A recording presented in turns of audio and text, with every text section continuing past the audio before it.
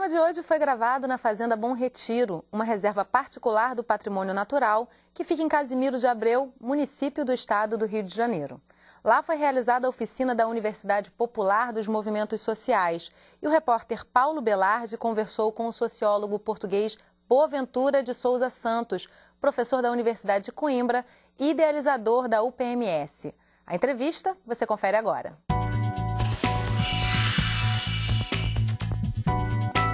Professor, como surgiu o seu interesse pelas questões sociais e pelas pessoas que integram esses movimentos sociais? Olha, eu cheguei aos Estados Unidos em 1969 para fazer a minha tese de doutoramento na Universidade de Yale, que era uma universidade de elite. Mas nessa altura estávamos nas lutas sociais da luta contra o Vietnã, a guerra no Vietnã, a luta pelos direitos cívicos, e eu desde muito cedo me envolvi nessas lutas sociais. Acontece que, sendo eu português e tendo afinidades com a América Latina, nomeadamente com o Brasil, os meus dois avós foram imigrantes aqui no Brasil, contavam-me quando era pequeno muitas histórias do Brasil. Eu tive a opção para fazer o trabalho do tema do meu doutoramento, ou fazer nos Estados Unidos ou em qualquer país latino-americano. Eu escolhi o Brasil. E, obviamente, o que eu quis trazer para a minha dissertação foi exatamente este fermento social. Eu entro dentro de uma corrente que nós chamávamos de sociologia engajada, radical, que procurava fazer os estudos nas comunidades, mas solidário com os movimentos sociais e as comunidades. E foi nessa altura que eu vim para o Brasil e, depois de muitas peripécias que estão escritas em livros, acabei por me instalar no Jacarezinho e viver aí durante vários meses, em 1970, para analisar enfim, os trabalhos da Associação de Moradores. E foi aí que eu me dei conta que um conceito que depois passou a ser muito popular, como já viu aqui na oficina, da ecologia dos saberes, eu comecei a apresentá-lo aí, a vivê-lo aí. Ou seja, o saber do sapateiro, o saber do homem do botequim, o saber do homem da sinuca, o saber do pai de santo do terreiro, porque eu ficava ao dia na favela, muitos homens iam trabalhar, mas estava ali o comércio, estavam mulheres, conversava com eles, com o padre, com todos. E, portanto, eu fui vendo que aquelas gente que em Copacabana e em Ipanema, os meus amigos que lá viviam consideravam que eram perigosos e que eram marginais e não sei o quê. Eu vivia ali em segurança. Naquela altura não havia este grande problema do narcotráfico, obviamente, havia só a maconha, era o único negócio, digamos assim, da favela. Havia muita gente a fugir do Esquadrão da Morte, isso sim, havia muita gente ali refugiada. Mas sentia muito bem em paz e via a sabedoria de vida daquela gente, o trabalho extraordinário daqueles homens e daquelas mulheres, em condições muito adversas. E foi aí que eu comecei a respeitar a dignidade humana, independentemente de serem doutores, de terem títulos, de saberem ler e escrever, porque a sabedoria vem da nossa experiência de vida e eu aprendi muito com eles. Penso que também colaborei com algumas das lutas deles, era uma luta muito dura, estávamos em plena ditadura, o trabalho político era clandestino e os meus amigos, enfim, sabiam que podiam ter confiança em mim e que pudemos, obviamente, trabalhar muitos temas, alguns dos quais eu não pude pôr na tese porque podia causar risco para eles, político. Aliás, se for aos livros, o meu trabalho ficou famoso como o trabalho do direito de Pasárgada. Pasárgada é um título de um poema do Manuel Bandeira. E eu chamei Pasárgada para não identificar o Jacarezinho. Só há 10 anos é que as pessoas souberam que era o Jacarezinho. E a ecologia do saber valoriza essa diversidade que o senhor falou agora, né?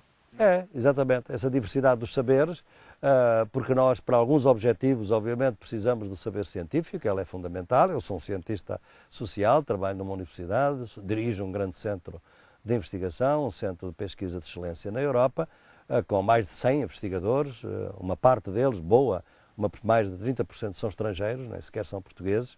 Portanto, eu, obviamente, que sou um homem também da ciência, mas de uma ciência prudente, uma ciência que reconhece os seus limites e reconhece que há outros saberes na sociedade organizada, não organizada, nos movimentos sociais, nas comunidades, e esse saber foi desqualificado, porque nós, no sistema moderno, só atribuímos poder e importância ao conhecimento científico dado nas nossas universidades e centros de pesquisa.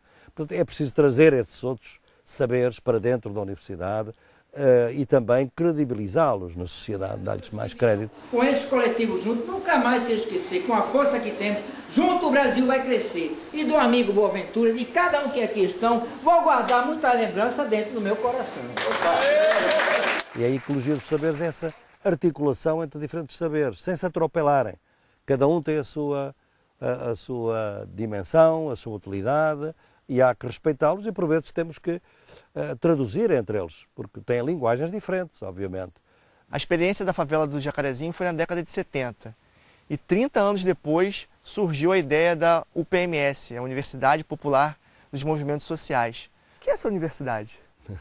Essa universidade foi uma ideia que lancei no Fórum Social Mundial de 2003 para responder a duas necessidades que nós tínhamos vindo a identificar desde o primeiro Fórum Social Mundial. Como sabe, eu tenho sido ativista do Fórum Social Mundial desde a primeira hora. E fundamentalmente, os dois objetivos da UPMS eram estes. Por um lado, a grande distância entre o saber académico e o saber popular. Nós víamos no fórum intelectuais, muitos deles académicos e também nas universidades, falando com os líderes dos movimentos, os movimentos falando, mas sem a consciência de que estavam ali saberes diferentes que tinham que se respeitar. E o cientista, por vezes, tem esta tendência a converter o líder do movimento popular ou da organização não governamental em matéria-prima para o seu saber, para escrever as suas dissertações, etc. Portanto, era preciso aproximar esses saberes. A Universidade Popular dos Movimentos Sociais surge exatamente com este nome, um nome transgressivo, porque é uma universidade onde nós todos somos educadores e todos somos educandos, não há certificados, nós procuramos ocupar o termo universidade, porque ela é elitista, ela foi seletiva, as classes populares durante muitos anos nunca chegaram à universidade e só agora que estão chegando, e portanto era a ideia de aproximar esses saberes universitários e populares. O outro objetivo foi também uma necessidade que identificámos no fórum, é que cada movimento social tem a sua agenda, tem a sua linguagem, tem a sua gramática, tem o seu discurso, tem a ideia, por vezes, de que a sua luta é mais importante do que as outras. Por exemplo, no princípio da década, bastava ver a posição do movimento sindical. Era a única luta importante, porque eles é que lutavam contra o capitalismo. Luta de mulheres, luta de camponeses, não tinham tanta importância. Eu achei que isso era, obviamente, errado, porque todos estavam a lutar, todos corriam riscos, aliás, havia mais líder camponês e indígena a ser assassinados do que propriamente líderes sindicais, digamos assim. E, portanto, havia lutas importantes neste país e era muito importante que os movimentos começassem a dialogar e começassem a ver quais são os pontos comuns das suas agendas, as suas diferenças, o que os une e o que os separa. E para isso tinham que se encontrar. Claro que o Fórum Social Mundial já era um encontro, só porque era um encontro muito turbulento, com milhares de pessoas, uma sessão a correr, não dava tempo para nós estarmos aí durante 2 dias, pelo menos, juntos, a conversar, criando tempo suficiente para a discussão e para os movimentos começarem a conhecer. E esse foi o segundo objetivo da UPMS, o seu caráter intertemático. É, por um lado, interconhecimento entre o académico e o popular, e intertemático entre os temas das mulheres, os temas dos camponeses, os temas dos operários, os temas dos indígenas, os temas quilombolas, ver se nós podemos trazer da população de rua, do LGBT, etc., ver se podemos criar mais articulação entre os movimentos. E existe um espaço físico da UPMS? O único espaço físico que nós temos, e é recente, é um espaço para arquivar toda a documentação da UPMS, os vídeos, os papéis, os posters que nós produzimos nas nossas oficinas. Isso é um espaço, uma sala, que nós temos agora no Memorial do Fórum Social Mundial, que está na cidade de Porto Alegre e que foi uma iniciativa do Governo do Rio Grande do Sul, do governo do governador Tarso Genro, que converteu o antigo edifício dos Correios num memorial para várias atividades do Fórum Social Mundial. E nós temos lá uma sala e vamos ter um estagiário que nos vai ajudar a organizar o nosso arquivo.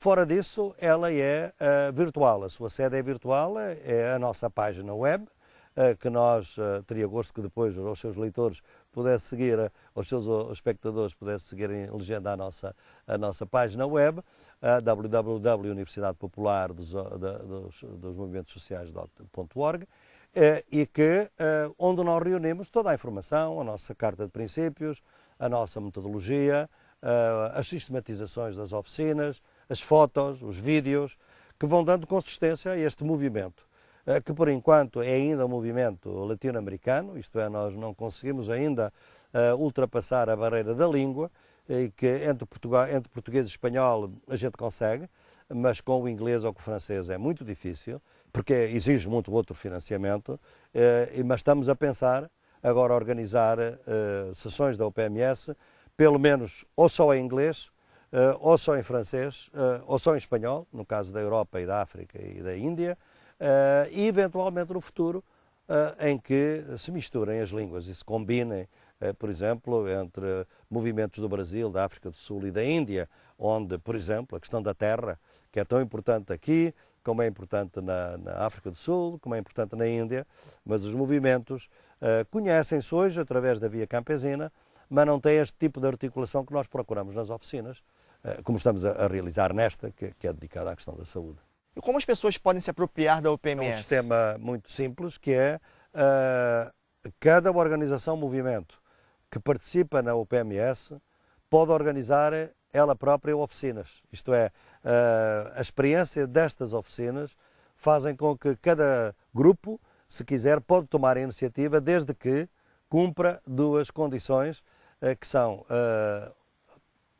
aceitar a Carta de Princípios, que é um documento simples, mas muito baseado também na Carta de Princípios do Fórum Social Mundial, e aceitar a metodologia. Isto é, pode variar, mas esta ideia de que tem que ter gente do mundo académico, mas sempre em minoria, não mais de um terço, e vários movimentos, ser intertemático, são as duas condições, e há algum tempo, esta ideia de, por exemplo, de podermos passar uma noite juntos, pelo menos, para podermos conversar informalmente, porque a parte informal é tão importante quanto a parte formal, digamos assim, nas oficinas.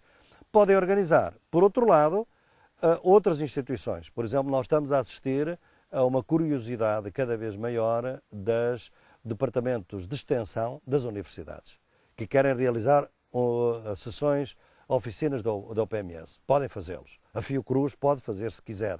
Só tem que nos dizer para a nossa carta e, portanto, onde nós temos a pequena organização, que sim senhor, que segue a Carta de Princípios e que vai aplicar de boa fé aquela metodologia e que no final produzirá uma sistematização que vamos depois trazer também para a nossa página, ou seja, um relato do que se passou, etc.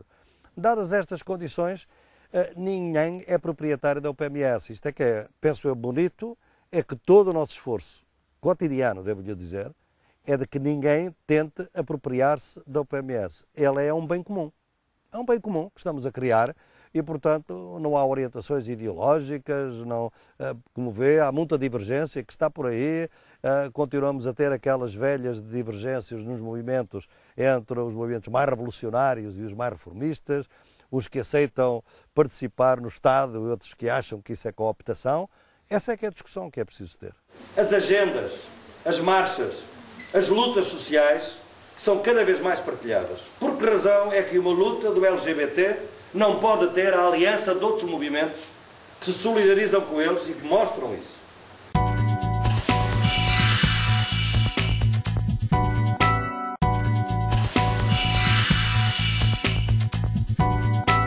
O Sala de Convidados Entrevista está de volta e o repórter Paulo Belardi conversou com o sociólogo português Boaventura de Souza Santos, professor da Universidade de Coimbra e idealizador da Universidade Popular dos Movimentos Sociais, durante a oficina da UPMS em Casimiro de Abreu. Você acompanha a segunda parte da entrevista agora. O senhor considera que os movimentos sociais no Brasil estão num momento de divergências? Há realmente muita divergência. Neste momento, no Brasil, que é diferente de outros países latino-americanos, relativamente diferente, a grande discussão é qual é o tipo de relacionamento entre os movimentos e o Estado. Porquê? Porque este Estado abriu canais de participação. Os Conselhos Nacionais de Saúde, por exemplo, da educação, Previdência, etc.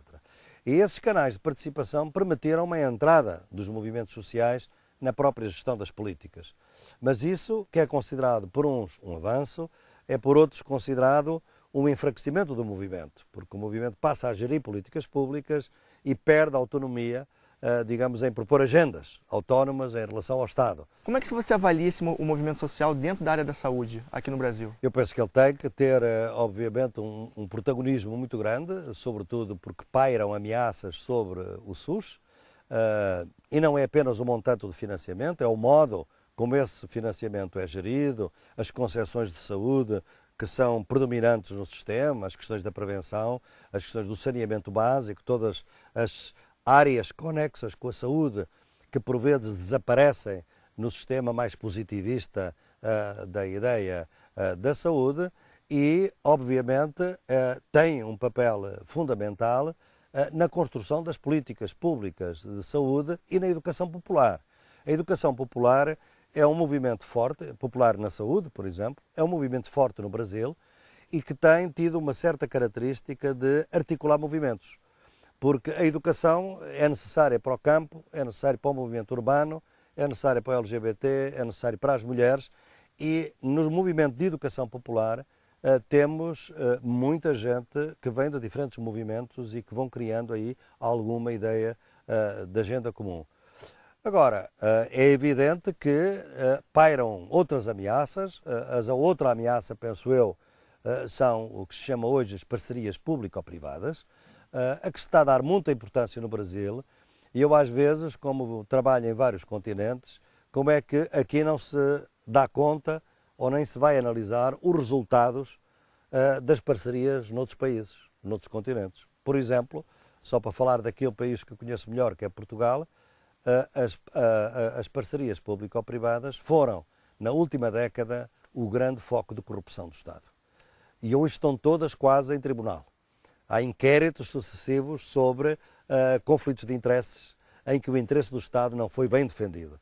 Portanto, o Estado por vezes não poupa dinheiro nas parcerias e até pode gastar mais. Portanto, há um debate aí muito forte que se não houver controle social, isto é, participação para controle, monitoreio, penso que é esse que pode levar à corrupção e que pode levar à privatização disfarçada ou explícita do sistema de saúde. Não é? E, portanto, eu penso que os movimentos têm um papel muito importante a dois níveis, na deliberação e no monitoreio, no acompanhamento das políticas efetivamente definidas. E o que o senhor considera que tenha mudado na atuação dos movimentos sociais da Rio 92 até a Rio +20?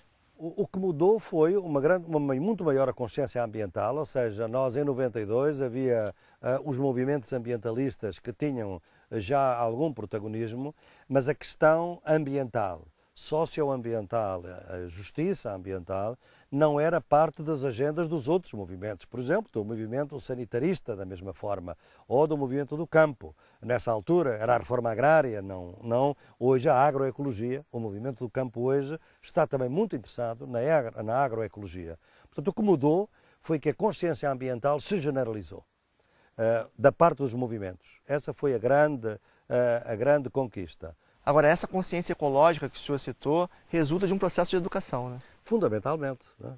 Foi a educação e foi também o facto de que este modelo de desenvolvimento dos últimos 20 anos, o que nós chamamos normalmente de neoliberalismo, mostrou cada vez mais a sua agressividade em relação ao meio ambiente.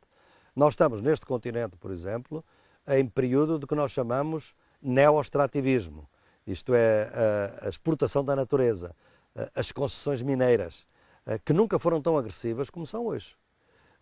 Porque nós temos hoje uma especulação sobre as commodities e sobre recursos naturais e temos, obviamente, o impacto do desenvolvimento da China, que está a obrigar, por exemplo, a essa expansão do agronegócio, dos agrotóxicos, de que o Brasil é o maior consumidor mundial e, portanto, com consequências brutais na saúde.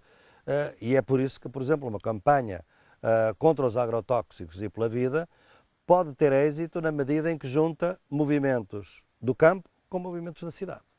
E é ideia que as campanhas podem ser integradoras é uma ideia que surge muito hoje, como ainda recentemente tivemos uma vitória na Colômbia, muito interessante, pela água, a luta pela água contra a privatização, porque pudemos juntar movimentos do campo com movimentos da cidade, neste caso Bucaramanga, que a própria cidade se juntou ao movimento do campo para manter um controle, digamos, comunitário da água. Não? Como é que o senhor avalia a economia verde, tema central da Rio+20?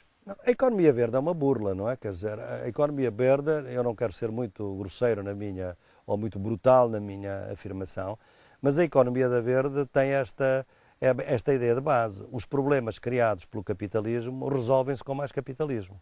Ou seja, a economia verde é transformar a questão ambiental numa questão de mercado e encontrar na defesa do meio ambiente oportunidades de investimento e de lucro. Ora bem, o que é que isto significa? Significa que a natureza para nós não é outra coisa senão um objeto de mercado. Ora, nós temos que ter outro relacionamento com a natureza que não possa ser o mercado. A economia verde é isso, é transformar a natureza num objeto de mercado. Ora, nós entendemos que os bens insubstituíveis não podem estar no mercado, devem ser bens comuns. A água deve ser um bem comum. A biodiversidade deve ser um bem comum. A atmosfera é um bem comum. Os oceanos são um bem comum. A internet deve ser um bem comum. Quer dizer, há coisas que devem ser bens comuns. Ora, a economia verde evacua totalmente essa ideia. Não aceita a ideia de bens comuns. Pelo contrário, é tudo bens que podem entrar dentro de uma estrutura de mercado. Portanto, eu tenho alguma desconfiança porque a economia verde é, no fundo, capitalismo verde. E eu tenho dificuldades em imaginar o capitalismo verde para além da cor das notas de dólar, não é? Que são verdes, de facto, mas estão aí. Fora disso, não consigo imaginar um capitalismo verde. Professor, muito obrigado pela sua entrevista, pela participação no nosso programa. Com todo gosto. E o Sala de Convidados Entrevista fica por aqui. A gente se vê no próximo programa. Até lá.